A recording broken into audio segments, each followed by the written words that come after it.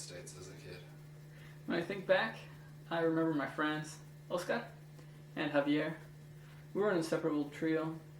When I thought about coming to the United States, I imagined the house with a white picket fence. So Stacy, when did your family move to Atlanta?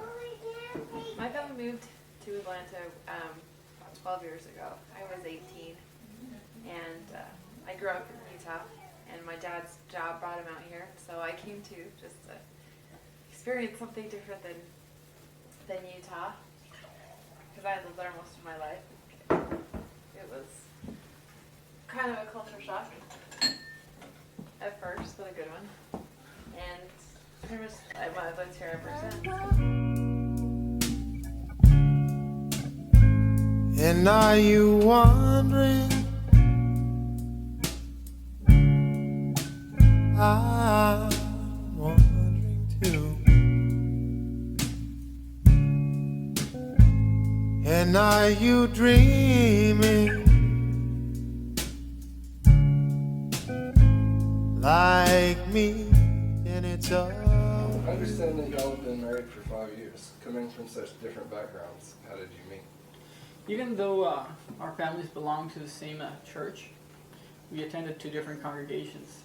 We actually met at a young single adult dance.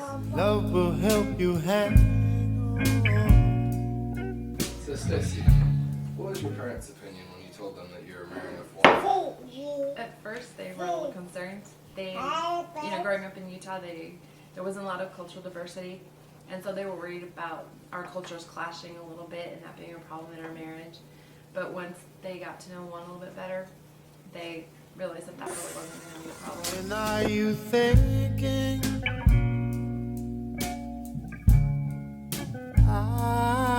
What are your current ambitions, and how do they compare to the current challenges for immigrants? Continuing with my parents' vision to have a better life, I am earning a second undergraduate degree in mechanical engineering at Georgia Tech.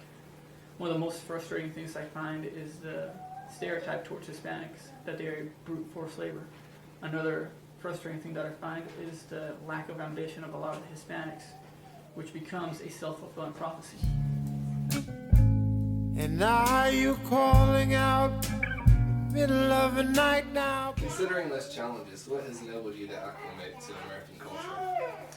Experiences with my friends at church, going through the education system, listening to rock and roll music, and watching TBS. Someone just like you. How have you balanced your cultural differences? One of the things that we tried to do is when we named our children, we tried to give them names that would work well in both cultures and could translate well in both languages. So we have Elena, or Elena. There's Talga, or Talia, and then Erica, or Erika.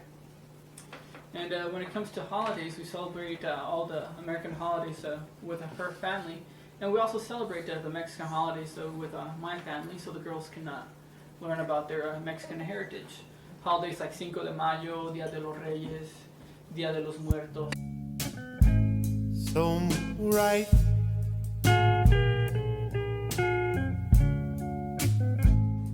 What is your vision for your children and their generation?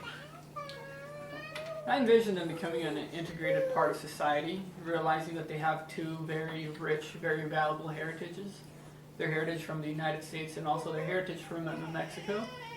And that they can bring the strengths of both cultures to the table.